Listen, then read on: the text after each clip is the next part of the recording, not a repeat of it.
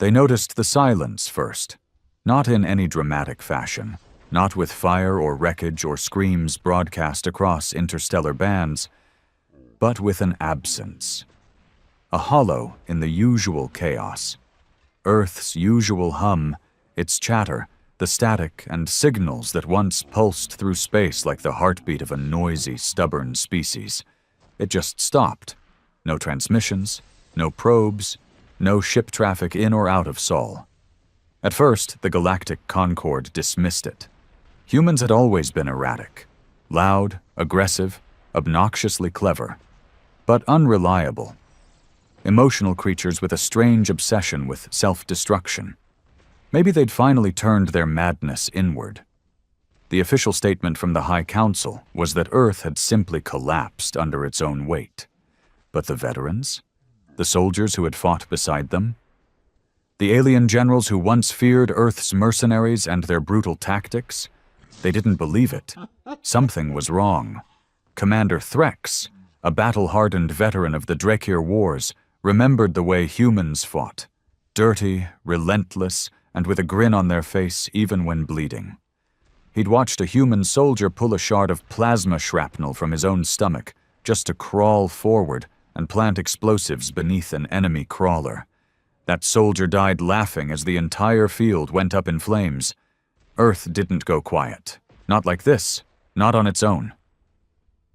The silence lasted months, then a year, then 3. Human colonies stopped responding too. The ones under the protection of the Galactic Concord found their communication relays fried from the inside.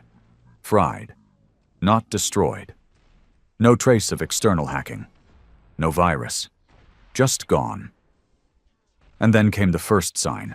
It was small, quiet, dismissed by most. A lone cargo freighter drifting through the Ashen Belt picked up an anomaly.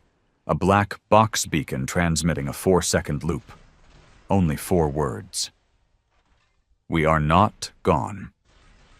The freighter captain thought it was a prank, but protocol demanded he send it to Galactic Intelligence.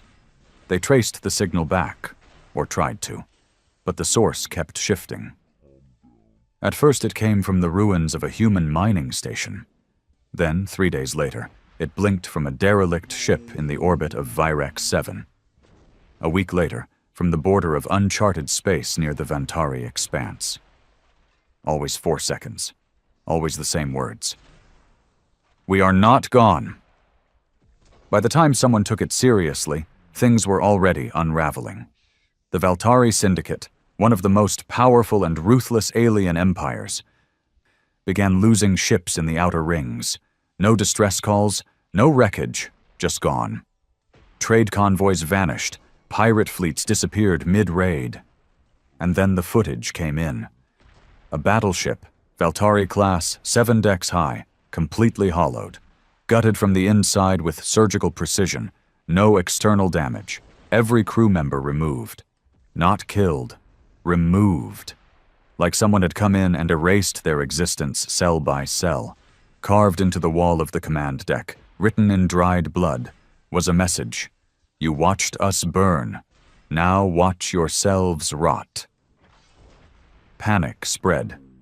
Quietly, at first. The Galactic Concord still clung to the belief that this was unrelated. Pirates. Rogue AIs. A glitch in the ship's systems. Anything but humanity. But more messages followed. Always in human languages. Carved.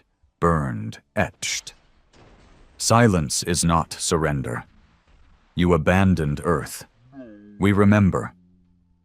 Old friends started locking their borders. Empires who once begged Earth for military aid now treated their memory like a disease. Whispers of the revenants spread like a plague. They were human, but not. Faster, smarter, colder. And they didn't speak. They didn't negotiate.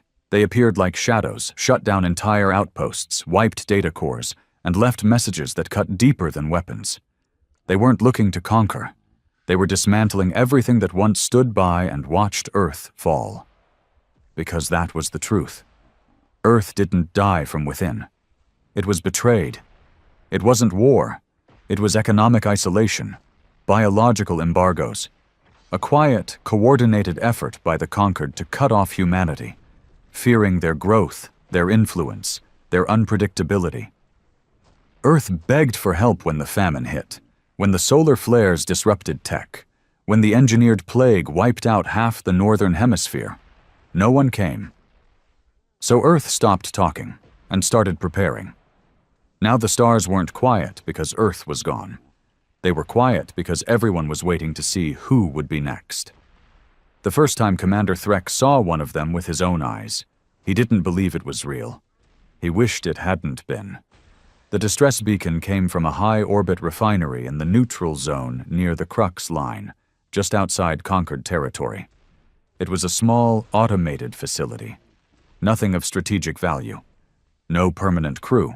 Just maintenance droids and mining bots scraping thorium from asteroid debris. When Threx's cruiser, Valen's Mercy, arrived, everything looked untouched. No signs of breach. No damage to the external systems. The autodocs were still spinning.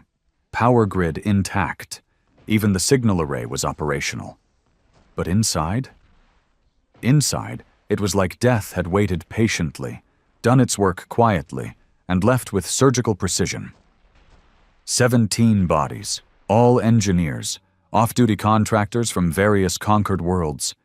They had no weapons, no security protocols triggered, their bodies were untouched, no burns, no bullet wounds, no internal trauma, just brain dead, all of them. Every single one had collapsed at their workstation. They were frozen in place, eyes open, faces twisted in sheer terror. Not like someone scared them.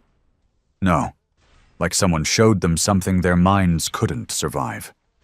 Threx remembered leaning over one of the bodies, trying to understand what killed a man without leaving a single wound.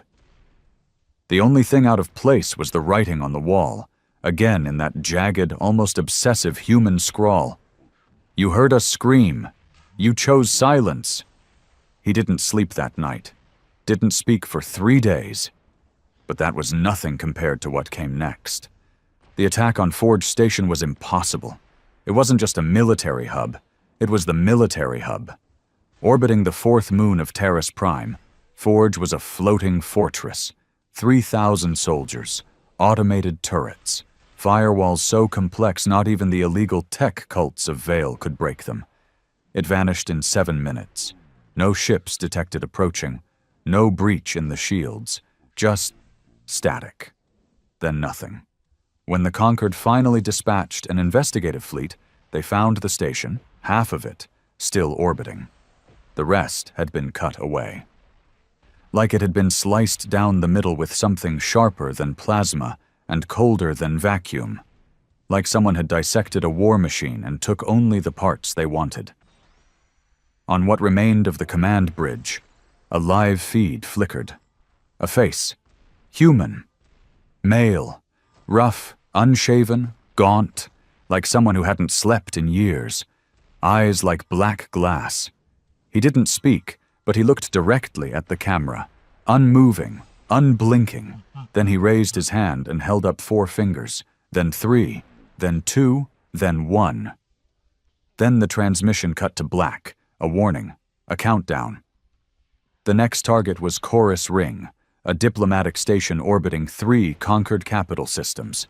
They doubled security, triple-checked their perimeter scans, deployed stealth drones in every direction, brought in elite soldiers from the hidery worlds. Didn't matter.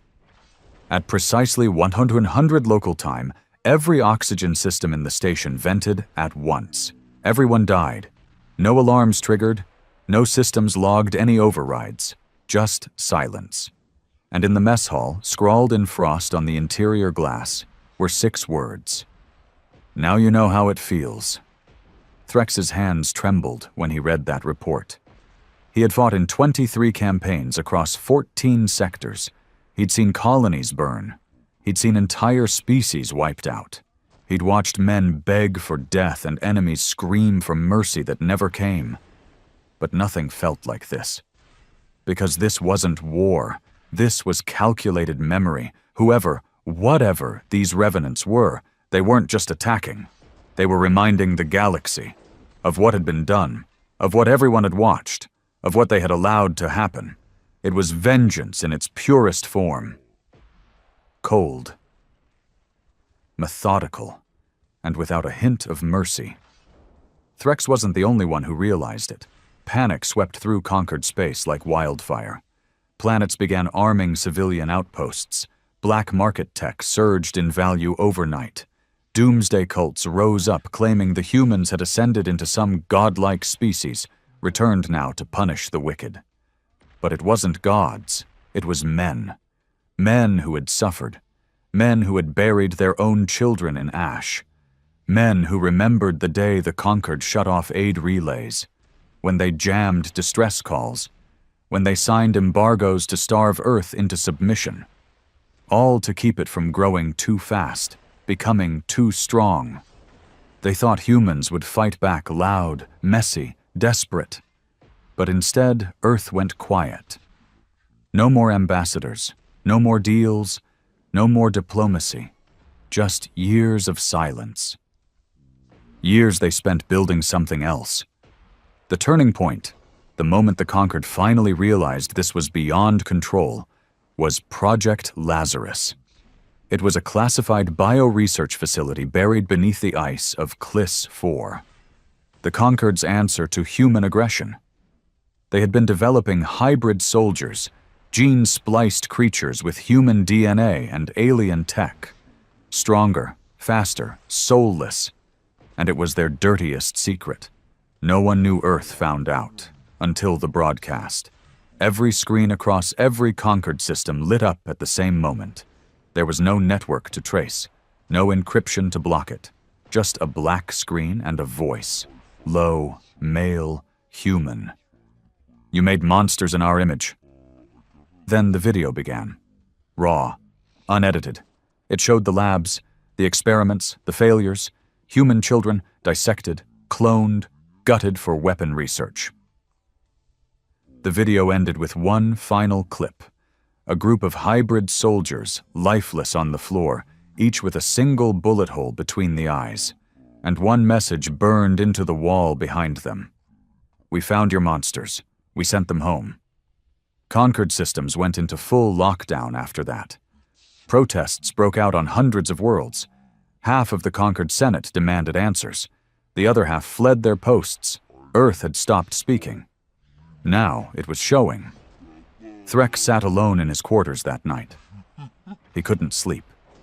The faces from the footage haunted him. Not just the dead children. Not just the experiments. But the look on the human hybrids' faces. They weren't angry. They weren't scared. They were empty. Stripped of identity, of soul.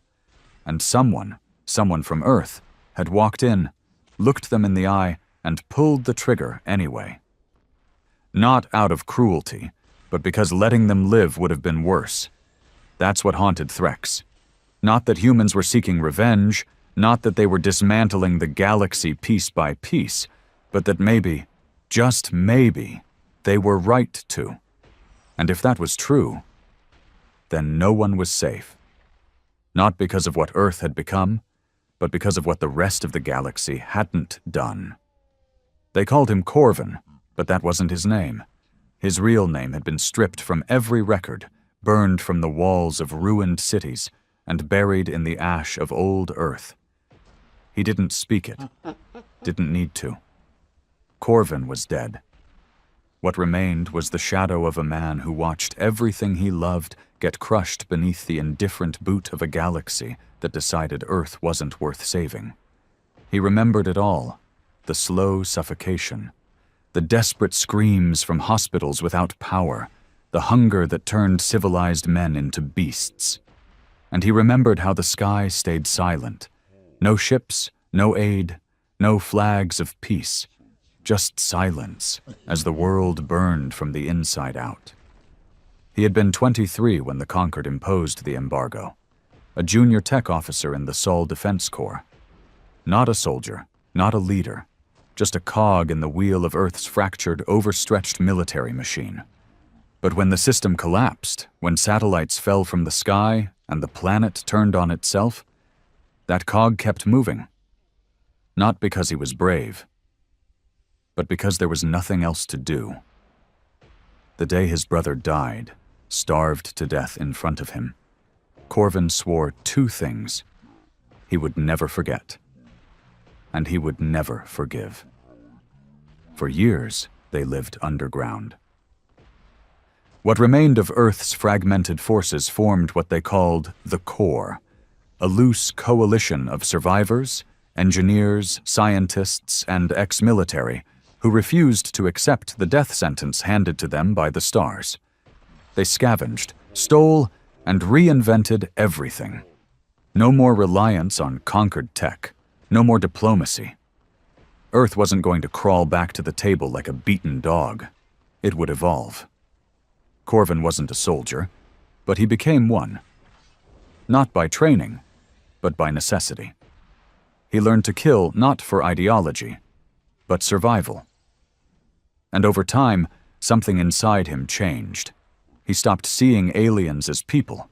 He stopped seeing anything outside Earth as alive, because they had made their choice. The breaking point came with Operation Sundown, the final push. It was Earth's last attempt to send a signal through the Concord's enforced jamming network. A massive underground transmission array was built beneath the ruins of Old Geneva, designed to punch through the interference. They called it the Last Shout. Corvin was on the engineering team. They worked night and day, rationed air and water, bled into circuit boards with trembling hands. And when it was ready, when the massive array powered up and fired their final desperate cry into the stars, they waited and waited. No reply. 3 days later, orbital weapons rained down on the site. Concord satellites had picked up the signal. The array was classified as a militant resurgence threat. They erased it, wiped out over 4,000 survivors in a single coordinated orbital strike. Corvin survived. Barely. He dug himself out of the rubble. Skin burned, lungs full of dust, and soul scraped raw. He wandered the ruins for 2 days before he found anyone else. There weren't many, but those that did survive, they weren't the same anymore. And that's when the change began. The core split. The soft ones, the diplomats, the idealists, left for hidden colonies in deep space. But the rest, the ones like Corvin, they stayed. They rebuilt. They stopped calling themselves survivors. They became revenants. The ship Corvin flew now was called HFY. It was small, sleek, silent, and built from the bones of stolen Concorde frigates. Nothing on it was standard. It had no broadcast signal, no insignia, and its AI didn't speak unless spoken to. It wasn't a warship. It was a weapon of memory. Today, HFY floated just outside the perimeter of a Concord listening post deep within Sector 19, a quiet place. Remote, lightly manned, not strategic, not dangerous, but it had once been the relay that blocked Earth's distress calls. Corvin stared through the reinforced viewport, his gloved hand resting gently against the hull. Inside, he could see the alien crew, 2 officers, 4 analysts, none of them armed. Just staring at their monitors, sipping synth coffee, laughing. He blinked once, and the airlock behind him slid open. 4 revenants stepped forward, all silent, all armed, not with lasers, not with Gauss rifles. They didn't need them anymore. Corvin walked first. The moment they breached the station, the emergency systems triggered, but not fast enough. The revenants moved like shadows, slipping between lights, appearing inside rooms like the darkness itself had taken shape. No one even had time to scream. Corvin found the station chief cowering beneath his desk, clutching an old ceremonial blade, some family relic passed down through generations. His blue skin shook, and his mandibles clicked in raw terror. "Please," he whispered in broken English, "I had nothing to do with Earth." Corvin knelt slowly. His voice was soft, calm. You maintained this station. I only follow orders. You blocked signals from Earth for 4 years. I didn't know. That's the thing, Corvin whispered, his eyes colder than the stars outside. You never needed to know. You just had to care. The blade slid between the alien's ribs, silent and efficient. Not rage, not torture, just justice, stripped bare of sympathy. They didn't burn the station. Didn't destroy it. They erased every data archive, scrubbed every log, dismantled the relay core by hand. When the Concord finally arrived 3 hours later, all that remained were 6 bodies and a message burned into the command console. For every ignored signal, a silence repaid. Corvin didn't wait around. Ashwake vanished into FTL, gone before the Concord even knew what had hit them. There was no pleasure in what he did, no satisfaction. Corvin didn't smile. He didn't celebrate. This wasn't vengeance, not anymore. It was balance. The galaxy had made a decision long ago. Earth was disposable, a rogue planet. Too independent, too strong-willed, too human. Now the galaxy would learn what Earth truly was when it stopped being civilized. It wasn't rage that fueled Corvin. It was memory. He remembered the little things. His brother's laugh. The smell of burnt coffee in their kitchen during winter blackouts. The sound of radio static when they tried to contact Mars and only got silence. The image of his mother's hands, trembling as she tried to hide how thin she'd become. He remembered being ignored. And now he made sure no one else forgot. But Corvin also knew the day would come, when someone tried to stop him. Someone smart, someone dangerous. The Concord couldn't ignore the Revenants forever, and that was fine, because Earth didn't need to win. It just needed them to bleed, to remember, to feel. And as Ashwake vanished into deep space once again, Corvin closed his eyes and whispered something no one else heard.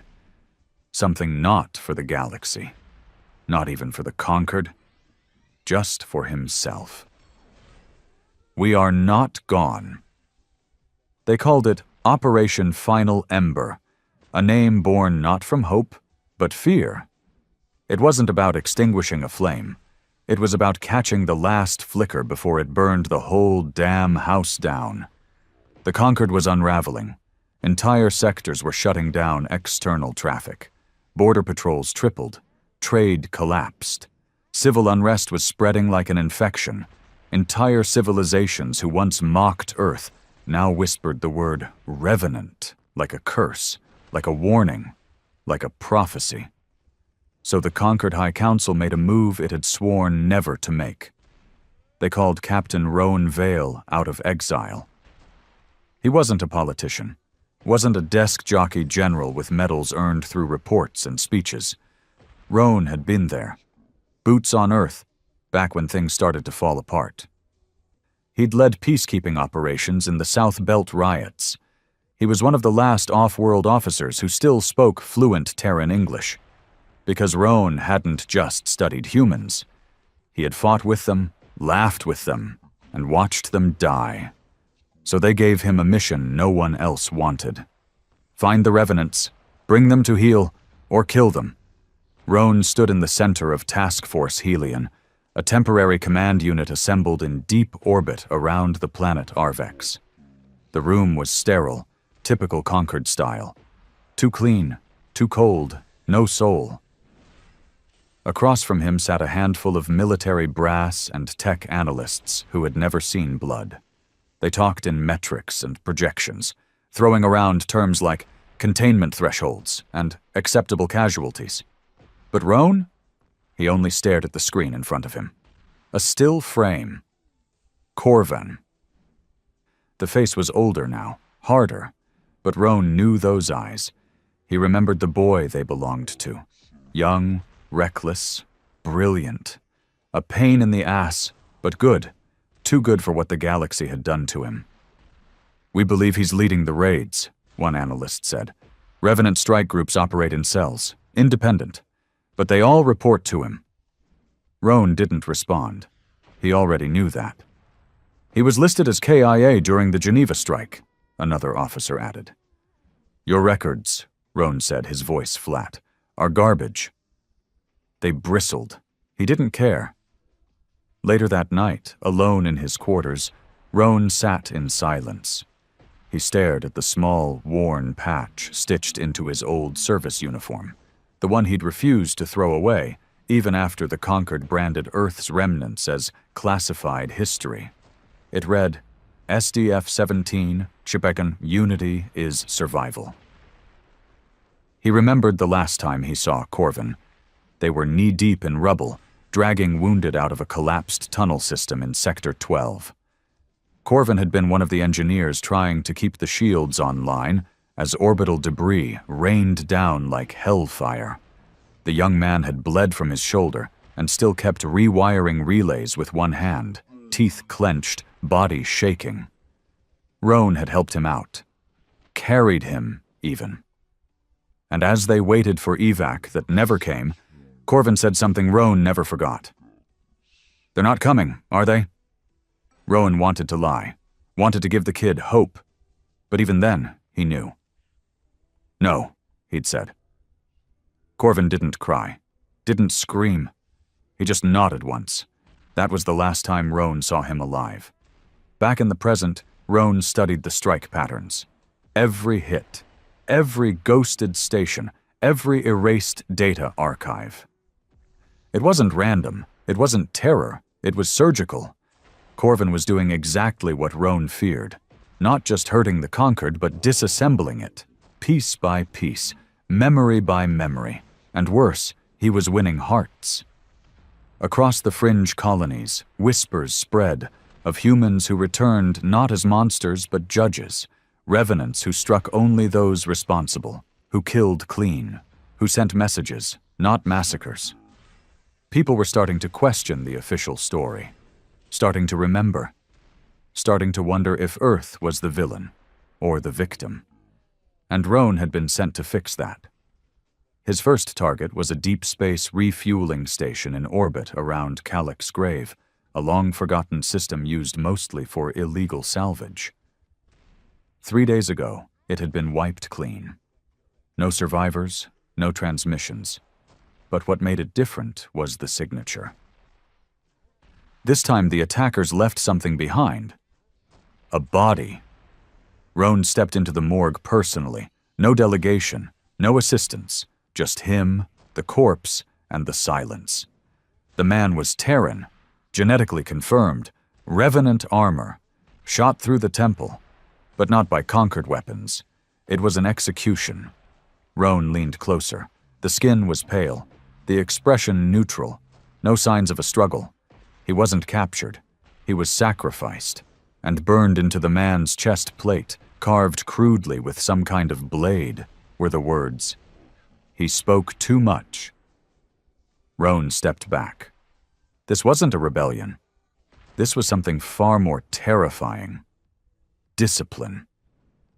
A few days later, Helion picked up a faint energy signature in the Draelos Nebula, an area known for magnetic interference and rogue mining vessels. It was a long shot, but Roan went anyway. Inside the nebula, they found wreckage, old Concord drones, floating debris, melted hulls. But beneath it all, hidden under layers of radiation and stealth shielding, they found a signal. Encrypted. Old Earth military grade. Only a handful of people in the galaxy still knew how to decode it. Roan was one of them. He keyed it in. A voice crackled through the static. Not automated. Not a warning. "Captain Vale," the voice said. Calm. Familiar. Human. "You should have stayed out of this." Roan froze. Corvin. "You don't know what you're doing," Corvin continued. "They'll use you, like they used us, and when you're no longer useful, they'll erase you too." Roan activated the return channel. "Corvin, if you can hear me, talk to me. This doesn't have to end in blood." A pause. Then, "It already did." The signal cut. And Roan knew. This wasn't a chase. This was a test. Corvin was watching, listening, waiting, and now, Roan had a choice. Back on Helion, the Council demanded action. They wanted strikes, raids, immediate retaliation. But Roan knew better. They'd never find the Revenants that way. He needed something else. A ghost. So he reached out to an old name.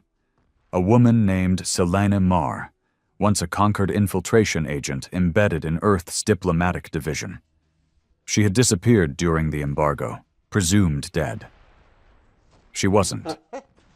Roan found her living under an alias on a mining world in the outer sectors. Quiet, alone, drinking herself into oblivion.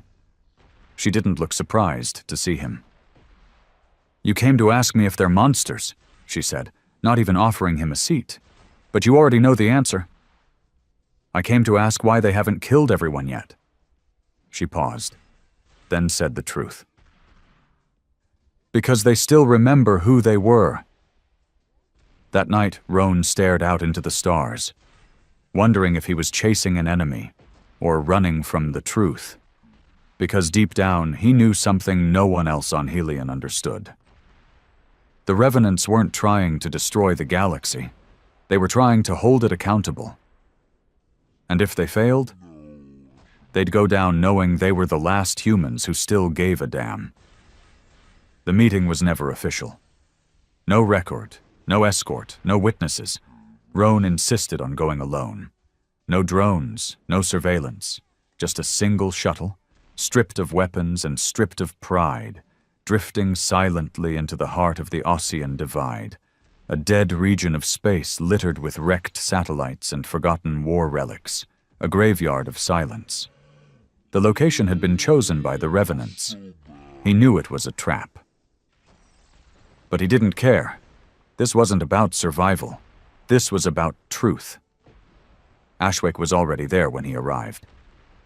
She hovered in perfect stillness, her black hull almost invisible against the void, like a wound in space that refused to close.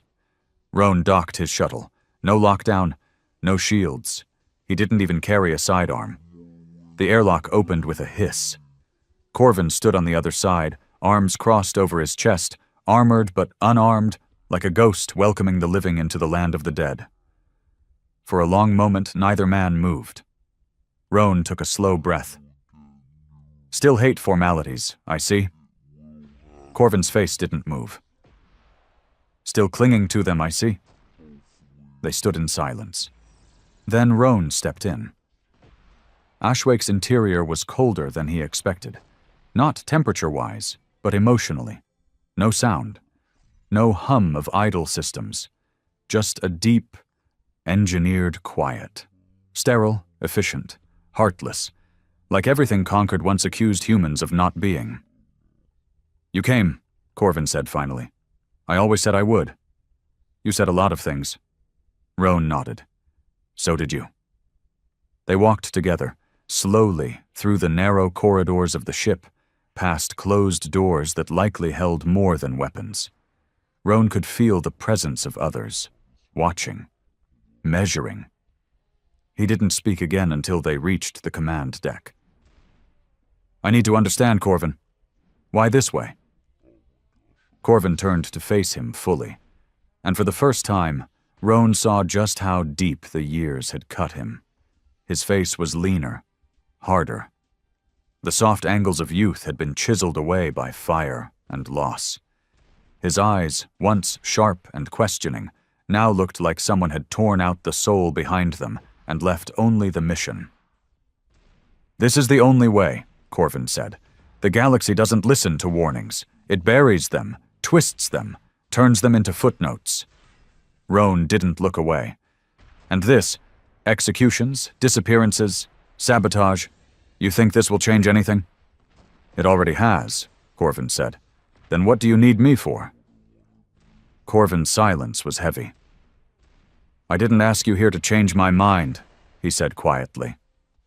"I asked you here to make sure you don't forget who we were. Because when this ends, and it will end, Roan, they'll rewrite everything." Roan stared at him. "Then stop. Let's write it together. Fix it before there's nothing left to remember." Corvin let out a small, bitter laugh. You really believe that? I have to. You still think the Conquered is a system worth saving? I don't think anything's worth saving if we let you turn Earth into a monster. Corvin stepped forward, his voice low but sharp. I didn't turn Earth into a monster. They did. All I've done is hold up the mirror. Rowan's jaw tightened. So you kill civilians? Engineers? Researchers who had nothing to do with the embargo? That's justice to you? No. That's the language the galaxy finally understands. Rowan's fists clenched at his sides. You sound like the bastards who left you to die. I became what I needed to survive them. They stood there, two relics of a dying truth, breathing in the space between forgiveness and vengeance. Rowan shook his head. You were better than this, Corvin. I was weaker than this. There's a difference. No, you were human. A pause. Then Corvin's voice dropped to a whisper. And what did humanity ever get us, Rowan? A mass grave and a forgotten history? Rowan didn't answer. Because deep down, he didn't know anymore. They sat in the command room, side by side, but worlds apart. There were no guards, no weapons between them, only memory. Corvin reached into a drawer and pulled out a small metal box. Dented, scratched, battered by time. He slid it toward Rowan. What's this? Rowan asked. Corvin didn't answer. Rowan opened it. Inside was a voice recorder, old tech, Terran model, manual switch. Rowan pressed play. A voice crackled through the static. Female, tired, shaking. This is Medical Officer Rena Kells, SDF-17. We are out of power, all rations exhausted. Requesting emergency evac. Please, we have children. Rowan's breath caught. He remembered that voice. It played again. A loop. 15 seconds of desperation. Repeated. Where did you find this? He whispered. Corvin's voice was made of gravel now. In the ruins of Geneva, beneath the transmitter, the one Conquered bombed to keep us quiet. Rowan stared at the device like it burned his hands. It played for 6 years, Corvin said. Every day, on a loop, into empty air. Rowan looked up slowly. And this is why you killed them? No, Corvin said. This is why I let them live long enough to understand what they did. The silence that followed was not peaceful. It was heavy, punishing. Then Corvin stood.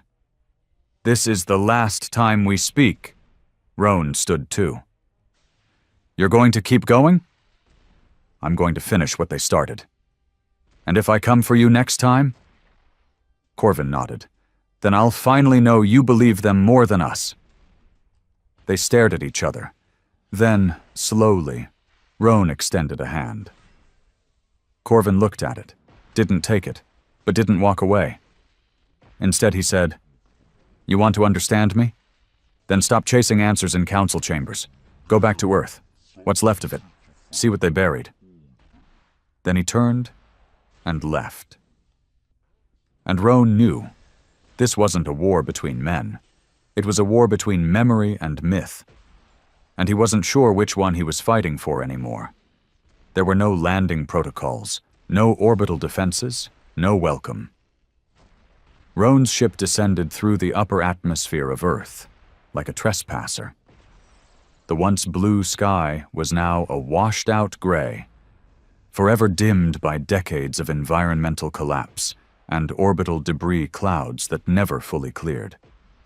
It didn't rain, it wept, a thin metallic mist that carried ash in its wake.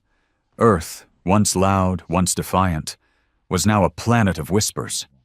He landed just outside what used to be old Geneva, or what was left of it. His boots hit cracked stone, half buried in the ruins of a city scorched by orbital fire.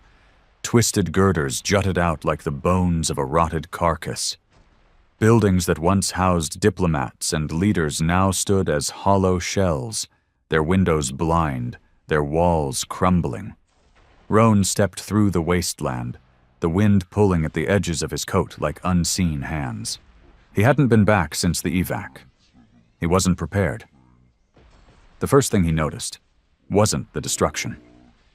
It wasn't even the silence. It was the stillness. The kind of stillness that doesn't come from peace, but from trauma that never got to heal. The kind that lingers, permanent, like the ghost of a scream too loud to forget. He moved toward the coordinates Corvan had given him. A half-collapsed structure buried beneath the city, once a diplomatic annex, now a tomb. The entrance was sealed with a steel slab, warped from heat.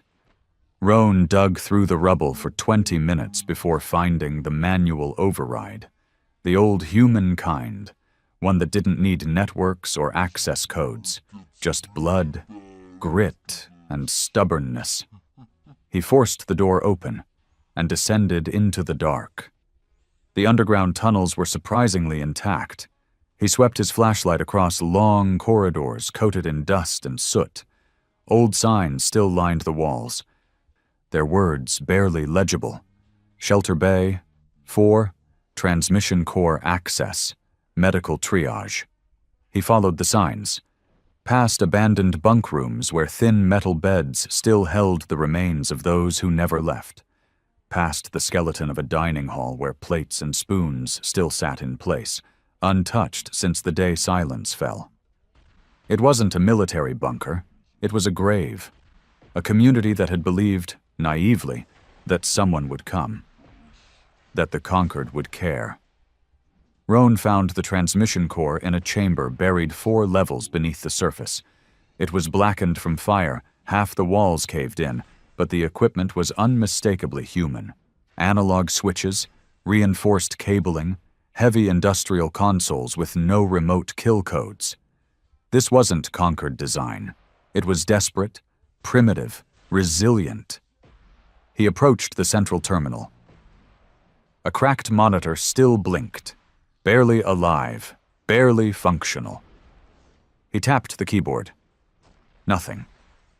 He bypassed the power relay manually, rerouting from a wall panel so old he had to remove melted insulation with his bare hands. Sparks flew. The system hummed. The screen flickered. A log interface appeared. User MedTech ARC last entry. 28 years ago, Roan accessed the logs.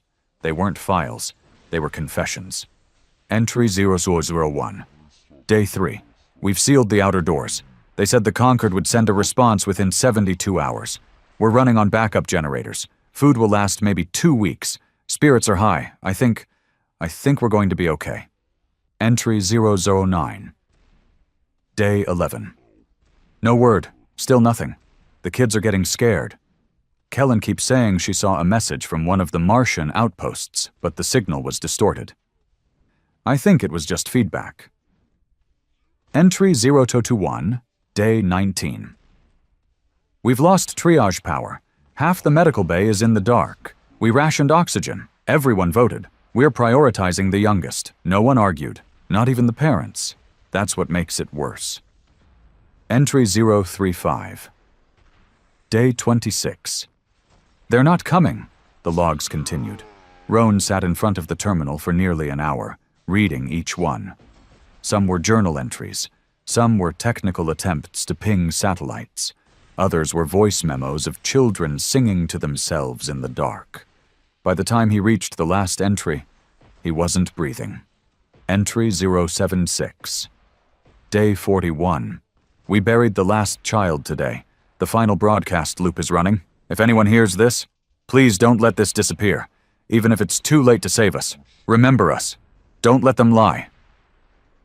Roan leaned back, hands shaking. He had spent his entire career believing Earth had been unstable, chaotic, self-destructive, politically reckless. But this was systematic abandonment, planned, executed, covered, and they never buried the dead. They buried the truth. He stumbled out of the shelter in a haze. The wind hit him like a slap. Hard, cold, unforgiving. Roan sank to his knees outside the hatch. He thought of Corvan, young, angry, righteous, and realized that every word the man had spoken was true. The Revenants weren't just fighting back. They were the only ones who hadn't lost their humanity. It was the rest of the galaxy that had. He spent the night inside one of the abandoned shelters, curled up beside an old steel cot. His dreams were a collage of screaming voices, burning cities, and Corvin's face. Not the killer, not the Revenant, but the kid who once asked him, "They're not coming, are they?" And Roan had said no. He woke before dawn. The sun didn't rise, not really. The clouds above were too thick, and the ash storms too constant. But the light changed slightly, enough to see. He left a small metal tag at the entrance of the shelter, a Concord insignia. His. He scratched a single line into it with his knife. I was wrong. Then he boarded his ship. Back on the Helion, Roan didn't speak to anyone. He shut himself inside his command quarters, sealed the doors, and stared at the old voice recorder Corvan had given him. The loop still played when powered. "Requesting emergency evac. Please. We have children." He played it once, twice. On the third loop, he crushed it in his fist. Not in rage, in mourning. He submitted no mission report, no tactical briefing. No enemy positions, just a simple message flagged for high command. Operation Final Ember is unsanctioned. The Revenants are not enemies. They are consequences. He didn't wait for a response, because none would come. The first conquered world to fall wasn't attacked. It voted. The planet Icaros Prime, long known for its military shipyards and unwavering loyalty to conquered authority, held a public referendum. Broadcast across the system without permission, without protocol. It lasted just 6 minutes, and when it ended, they announced their decision loud and clear. We no longer recognize Concord Command. That single declaration triggered a cascade that spread like wildfire across dozens of Outer Rim worlds. But it wasn't just political, because at the same time, coordinated leaks began hitting data streams across all sectors, documents, recordings, files once buried beneath redacted archives and encrypted vaults. Proof, the embargo, the sabotage, the orbital strikes, the manipulation of aid routes, the systematic erasure of Earth's last days, all of it, out in the open, and stamped with one symbol burned into every leaked transmission. Our in Concord High Command, chaos reigned. Every internal system was compromised. Encrypted channels were hijacked and turned into confessionals. Entire colonies were now demanding their own audits. Civil unrest reached boiling point on Elysian IV, where protesters broke into a Senate hall and projected Earth's death logs onto the Sky Dome. Thousands watched as Officer Kells's final words echoed across the stars. Even if it's too late to save us, remember us. Don't let them lie. Fleet movements froze. Trusted generals resigned. Whole battalions refused orders, throwing down their weapons and declaring themselves independent Terran allies, ITA cells that didn't serve the Revenants, but refused to fight them either. The Conquered had spent decades erasing Earth's story. And now? Now the truth was weaponized. Corvin stood aboard the Ashwake, watching the digital avalanche unfold across every major channel. The bridge was silent, not out of fear, but anticipation. This was the moment he'd built toward. Not revenge, reckoning. His second-in-command, a revenant named Arlen, a grizzled ex-captain who lost his family in the famine bombings, approached from the shadows. "It's working," Arlen said, "but they'll lash out." "Let them," Corvin replied. "The more they tighten their grip, the more fractures they reveal." "We've reached the edge, Corvin," Arlen warned. "You pull the trigger now, this war won't end with just a shift in power. It'll be extinction." Corvin didn't flinch. "This isn't war anymore. It's correction." Arlen hesitated. "Even if it burns everything down?" Corvin turned. If it burns down the lie they built, then we're finally free. But Corvin wasn't blind. He knew the Conquered still had weapons, tools. Desperation was often the most dangerous force in the universe. So he prepared for the endgame. Operation Solvale, a single strike, one shot. Not against a planet, not a city, but the Archive Spire, a heavily fortified, orbit-locked citadel housing every remaining backup of Conquered historical records, AI codices, and encryption root protocols. It was the final failsafe, the last piece of infrastructure tying the old regime together. Destroy it, and the system collapses permanently. But the Spire was impenetrable. No approach vector, no weak spots, unless someone on the inside helped. Rowan Vale sat alone in his private quarters aboard the Helion, watching the chaos spread sector by sector. He had remained silent since Earth, hadn't answered High Command's summons, hadn't submitted to court-martial, hadn't denied the accusations flooding the net. Instead, he watched a galaxy implode on its own lies. He thought about Corvin, thought about the looped message from Geneva, thought about the children who died in darkness while leaders toasted to stability. And when the encoded message came through, no name, just a single phrase encrypted in an old Earth cipher, he didn't hesitate to open it. You always said you'd know when it mattered. This is when. Attached was a data map. The Archive Spire, entry coordinates, weak points, escape routes, from the inside. Corvin had just sent him a choice, not an invitation, a test. Rowan closed the message, stared at the stars, and made his decision. The next day, a transport vessel carrying maintenance personnel to the Archive Spire was cleared for docking. Rowan was among them, wearing an old mechanic's uniform, tools strapped to his belt. No weapons, only purpose. The spire was a gleaming tower, silver and black, spiraling like a needle stabbed into the edge of the universe. Everything inside was pristine, cold, precise. It wasn't a building. It was an algorithm made solid. Rowan moved through it like a shadow, avoiding unnecessary contact, blending in. His face was flagged on Conquered alerts. But the Spire hadn't updated its security clearance in 2 days. Fallout from the information leaks, a crack in the system, all Corvan needed, and Rowan was the hand to split it open. The plan was simple. Overload the central memory core, trigger a cascade through the thermal regulation system. By the time anyone noticed, the core would collapse inward, a controlled implosion, enough to destroy every databank. But what Rowan didn't expect was the terminal, room 417A, buried beneath sub-level 3. It was a sealed room, off-grid, no active personnel, no reason to exist, except for what was inside. He cracked the lock manually. Inside were Earth logs, thousands of them, unaltered, raw, stored in isolation, not for deletion, for preservation. He accessed one, then another, then another. He saw footage from old refugee camps, intercepted distress signals, private Conquered communications admitting what was being done. He found an audio file labeled simply G14 Eulogy. It was a Conquered admiral, an old man Rowan remembered once speaking at the Earth tribunals.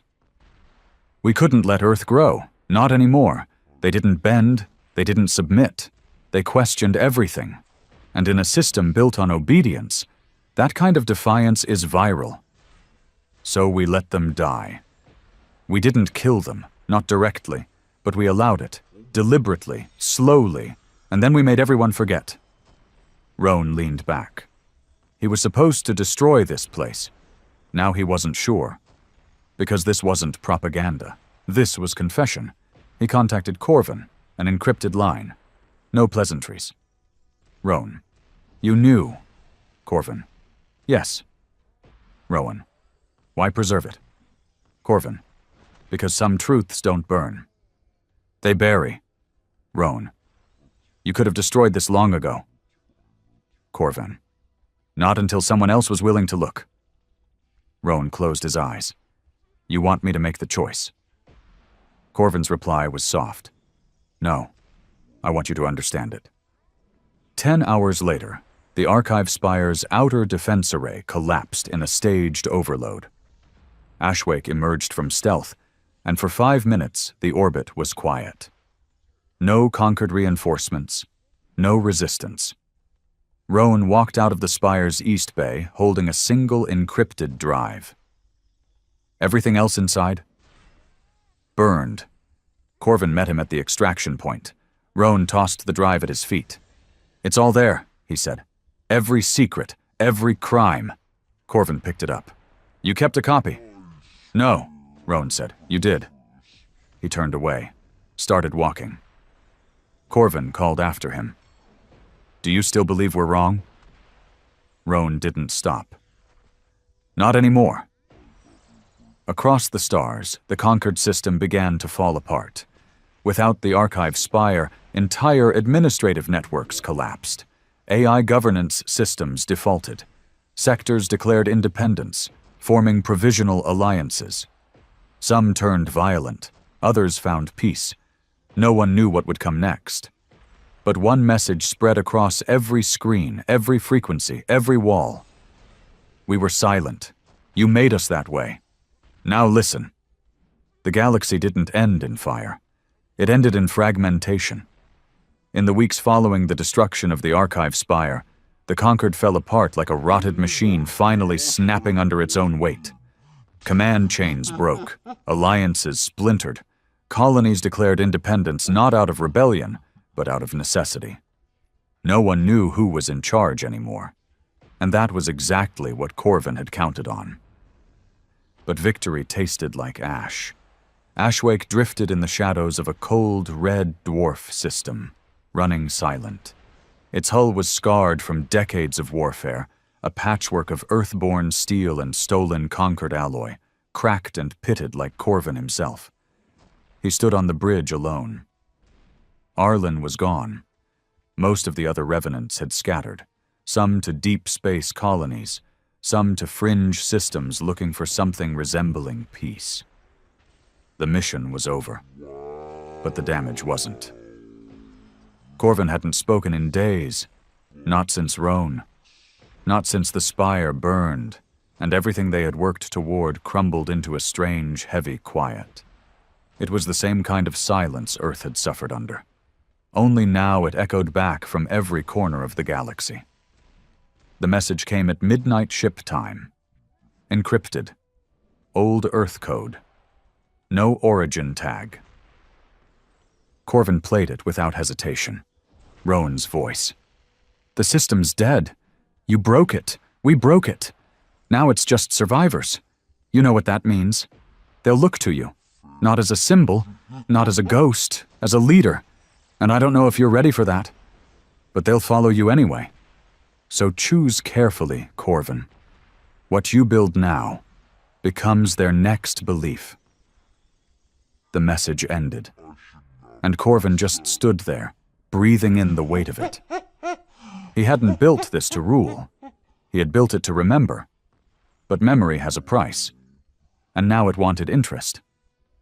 The next day, a small vessel requested docking with Ashwake. It was unarmed, civilian class. Its signal pinged a unique identifier known only to a handful of surviving revenants. It was from Earth. Corvin allowed it in. The airlock hissed. And from the other side stepped a woman in her 60s, wrapped in a travel cloak, her face gaunt but her eyes alive. She looked at Corvan like someone seeing a ghost, and a memory wrapped into one. He didn't speak. Neither did she. Until she whispered, I thought you were dead. Corvin's voice cracked for the first time in years. So did I. Her name was Dr. Vela Harrow, once a lead humanitarian coordinator for the outer settlements during the early embargo. She had vanished when the Conquered declared Earth irreparable. She hadn't vanished. She had stayed behind. And survived. I kept my head down, she said, sitting across from Corvin in Ashwake's observation chamber. Helped where I could, fed who I could. But the more the silence grew, the harder it got. Until the only thing left to feed them was hope. She pulled out a small storage crystal, placed it gently on the table between them. "What's this?" Corvin asked. "The truth, again, from people who lived it, not just died in it." He picked it up. Inside were thousands of files, not logs, not military records, but stories, survivors, journal entries, recovered messages, children talking about their parents, artists sketching what it felt like to lose color, teachers recording lullabies for students who never made it to class. "Your war made them listen," she said. "Now give them something to listen to." Corvin stared at the crystal like it was heavier than any weapon he'd ever held. Because it was. He released the files a week later, not with a speech, not with a threat. Just a simple signal broadcast across every known sector. "You heard our silence. You saw our fire. Now see our truth." The data package was tagged with one name. Not Corvin, not Revenants, just Earth.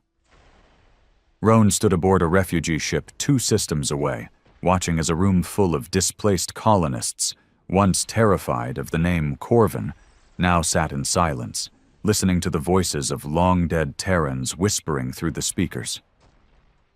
A little boy asked his mother what happened to the people in the story. She didn't know how to answer. So Roan did. "They didn't die," he said quietly. "They became something stronger than fear." The boy asked if they'd ever come back. Roan only smiled. "They already have." In the months that followed, chaos gave way to remapping. Civil war never came. Neither did peace. What came instead was reckoning. New factions emerged, not empires, not regimes, networks, cooperatives, colonies unified by shared memory instead of imposed order. Some worshipped the Revenants like gods, others called them terrorists, but most just called them proof. Proof that no system, no council, no archive could outlast the weight of truth, especially one delivered in silence. And Corvin? He disappeared. Some say Ashwake was last seen drifting near the ruins of old Mars. Others claim he returned to Earth. Some believe he died in the war, and everything afterward was myth. But a message circulates once a year on the old Earth broadcast band. No tag, no ID, just a voice. His voice. "We are not gone. We are not quiet. We are watching. Speak the truth, or we will." And across every sector, under every sky, people remember, not just the fear, but the fire that came after, the silence that became a roar, and the world that went quiet, only to rise louder than anyone had ever imagined.